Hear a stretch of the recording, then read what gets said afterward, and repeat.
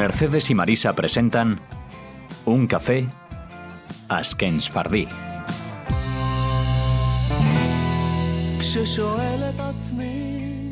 Hola, shalom a los oyentes de Radio Sefarad.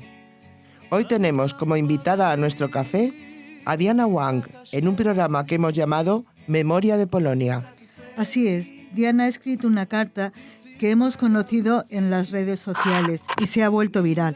Shalom, Diana. Gracias por compartir con nosotros aquí en Radio Sefarad su tiempo.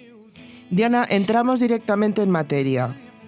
El subsecretario de Asuntos Exteriores polaco, Marek Magierowski, ha hecho unas declaraciones con las que parece que usted no está muy de acuerdo. Ha dicho, y cito textualmente, hubo polacos que participaron y fueron cómplices de las matanzas nazis, pero no el pueblo polaco. ¿Qué opinión le merece estas palabras? Buen día, shalom amigos de Radio Sefarad. Buen día, repito, buen día en Argentina, para ustedes es buenas tardes.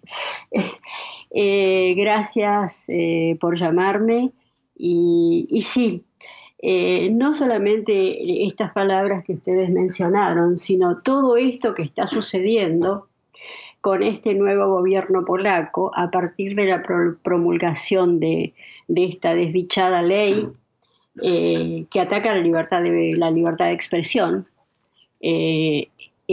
Todo esto aparece como una nube oscura que nos desanima, que nos desalienta después de más de 70 años de que terminara la Shoah. En todos estos años que hemos hecho tanto esfuerzo por trabajar en contra del antisemitismo, por concientizar, por enseñar, de pronto esto que está sucediendo, y no solo en Polonia, en otros lugares también, es muy preocupante, es muy preocupante. Ahora, estas declaraciones a las que ustedes acaban de mencionar son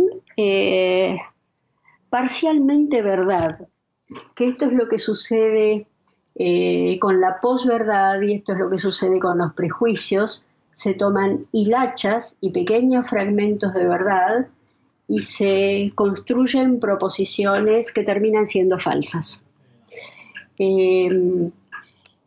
Es cierto lo que dicen muchos políticos, miembros del Parlamento y del gobierno polaco en este momento, que Polonia, en tanto gobierno, en tanto institución, en tanto Estado, no fue cómplice de los nazis. Eso es absolutamente cierto.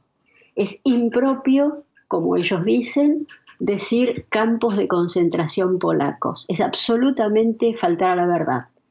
Los campos de concentración no fueron polacos. Polonia estaba ocupada por Alemania, el gobierno polaco había sido desmantelado y todo lo que sucedió durante la guerra a nivel de decisión de Estado fue responsabilidad de Alemania, no de Polonia. El gobierno polaco, que se estableció en el exilio en Londres, fue profundamente antinazi y tuvo acciones tratando de contar lo que estaba pasando en los guetos y en los campos de exterminio.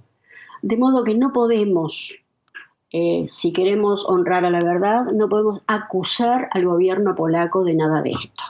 Dicho lo cual, ¿qué pasaba con los individuos polacos, con los ciudadanos polacos, que no respondían a órdenes de ningún gobierno, sino que actuaban de manera espontánea, participando en grupos, perteneciendo a diferentes sectores de la sociedad polaca, que sí fueron cómplices con los nazis, que sí colaboraron en el asesinato de los judíos, que sí se enriquecieron apropiándose de los bienes de los judíos cuando habían sido deportados, sobornando, engañando, denunciando.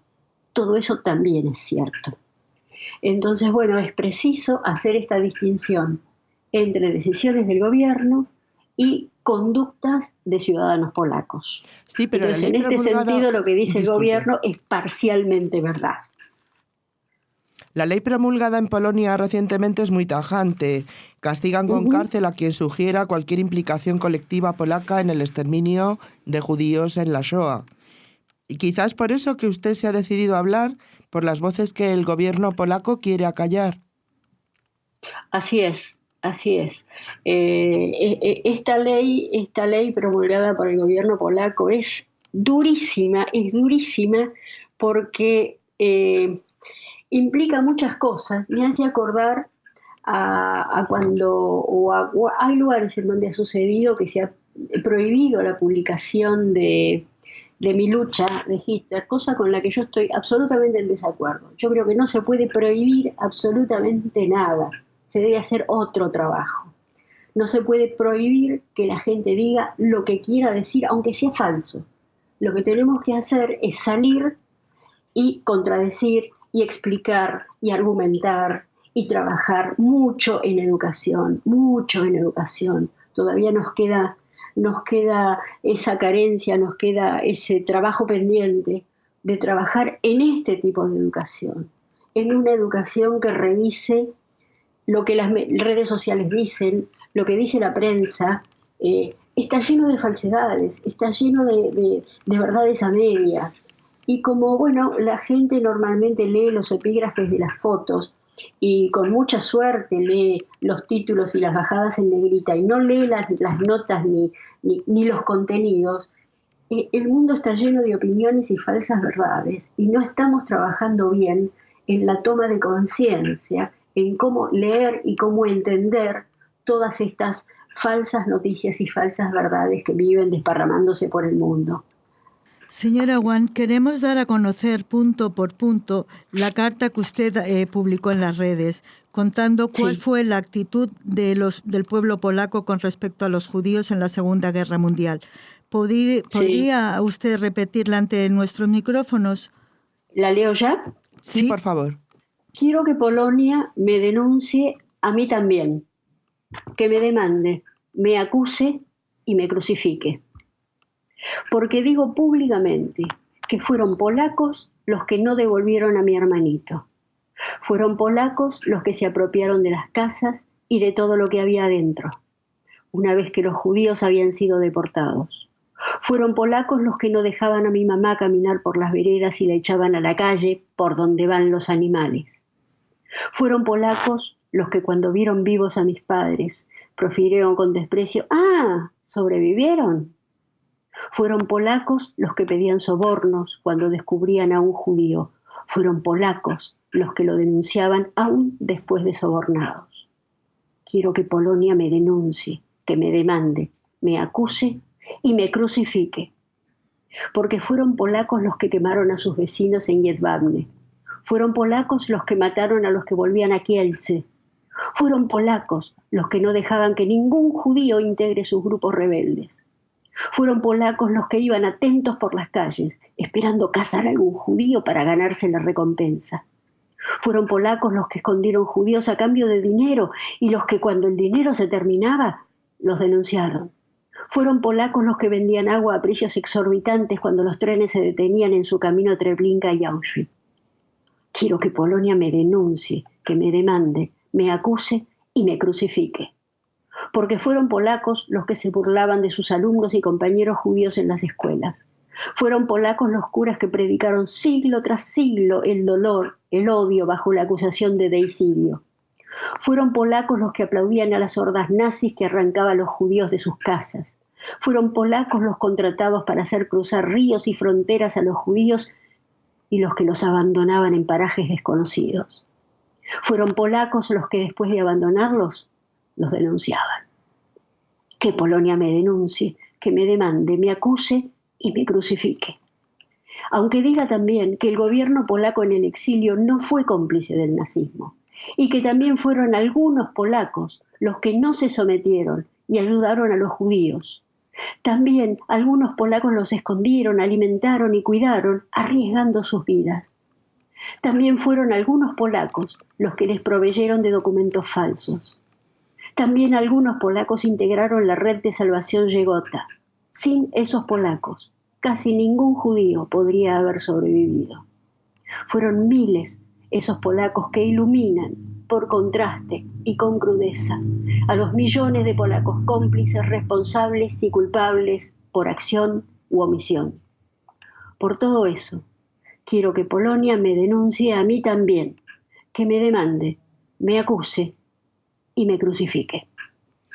Diana, es impresionante la carta, pero la voz de usted resulta muy emocionante. Muchísimas gracias. Queríamos saber, bueno. porque usted habla de 1 millón de víctimas más de la Shoah. Digamos que es la primera generación de los sobrevivientes. ¿Qué cree usted que caracteriza a esa generación? Bueno, yo formo parte de los hijos de sobrevivientes. Yo nací cuando la guerra terminaba, yo nací en 1945. Formo parte de una generación de hijos de sobrevivientes que la psicóloga israelí Dina Bardi llamó las velas conmemorativas, que son las velas que prendemos en los aniversarios de las muertes. Es decir, nosotros nacimos cuando la muerte estaba ahí al lado nuestro, y la vida era una promesa y una esperanza para estos sobrevivientes desarrapados y desalentados y tan maltratados. ¿Qué pienso yo? No sé. Hemos sido criados en la esperanza de que aquella frase que se estableció después de la Shoah, nunca más, iría a ser una frase rectora, iría a ser la columna que sostendría a las Naciones Unidas. Y vemos con dolor que no es así, que las Naciones Unidas han sido inútiles en la prevención y en el freno de tantos otra vez y otra vez y otra vez que han asolado el mundo después de la Segunda Guerra Mundial. En este momento estamos viviendo lo que está pasando en Siria. No hay forma de frenarlo, no sabemos cuál es la herramienta y cuál es la estrategia adecuada. Y yo personalmente, yo sé que muchos de nosotros, de los hijos y nietos de sobrevivientes, tenemos momentos de hondo y profundo desaliento por esto que está pasando y porque no podemos encontrar en tanto humanidad la herramienta para detener esto y para transformar la lucha, el derramamiento de sangre en un diálogo civilizado. Y esto es lo que puedo decir, y trato de trabajar en la medida en lo que puedo en encontrar esta llave que abra la puerta de la conversación. Diana, usted como psicopedagoga nos puede ayudar para saber cómo poder transmitir hoy que apenas las voces siguen existiendo, se están apagando, ¿cómo podemos transmitir y preservar la memoria de la Shoah? Nosotros, yo formo parte de una organización que se llama Generaciones de la Shoah en Argentina. Y pensando que este es un tema urgente, ¿cómo hacer para que estas voces sigan siendo escuchadas? Hemos creado y desarrollado un proyecto que se llama el Proyecto Aprendiz, mediante el cual un adulto joven, no un adolescente, un adulto joven se pone en contacto con un sobreviviente y en una relación muy personal e íntima de a dos, solo estas dos personas.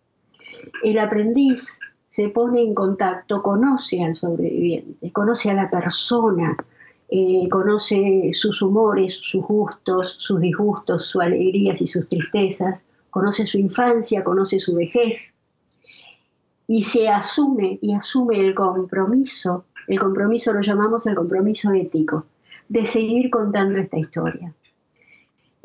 Tenemos en este momento ya 130 parejas de aprendices y sobrevivientes, 130 aprendices que tienen en su propia historia, que están atravesados ellos también por la historia de este sobreviviente y que la están empezando a contar, y están empezando a contar cómo les ha afectado a ellos mismos, cómo los ha atravesado esta historia, y creemos que es una forma muy fértil de llegar a la gente más joven y de asumir aquel compromiso que nos enseña la tradición judía en esta festividad de Pesaj que estamos pasando, que es transmitirlo de generación a generación, y estamos empeñados en esto.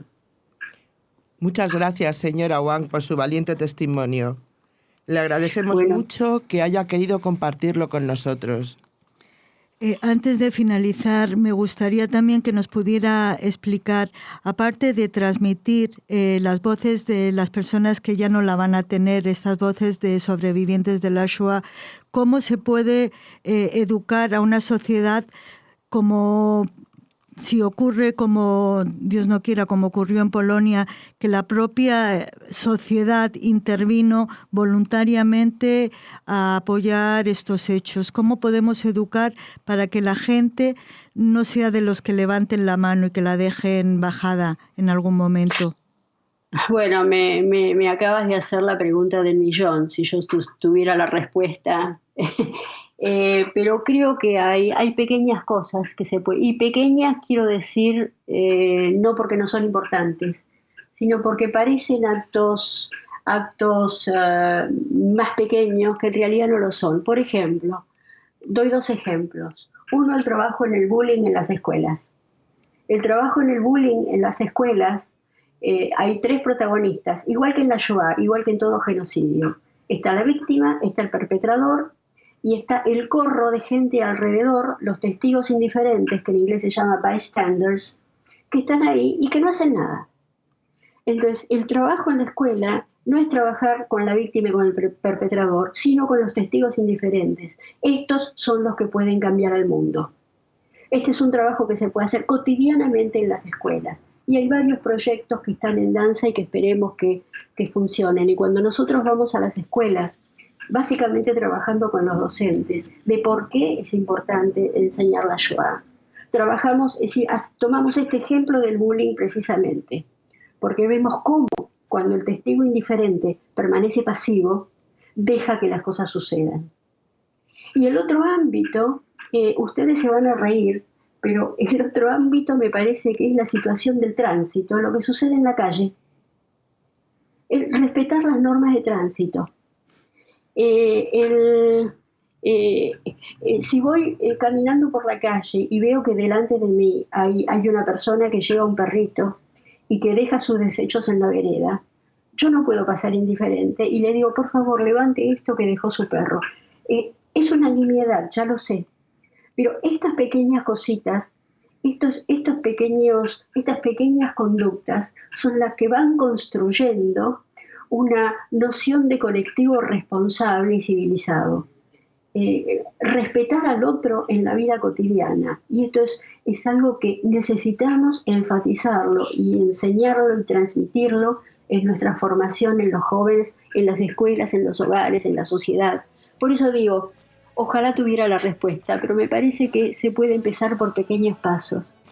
Toda maratón empieza con los pequeños pasos. Y vayamos de a uno y confiemos en que algo de esto pueda ser cambiado.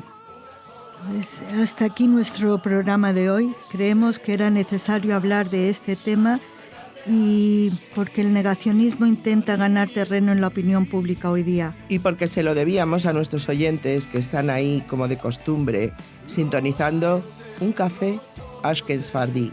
Hasta nuestra próxima cita en Radio Sefarad.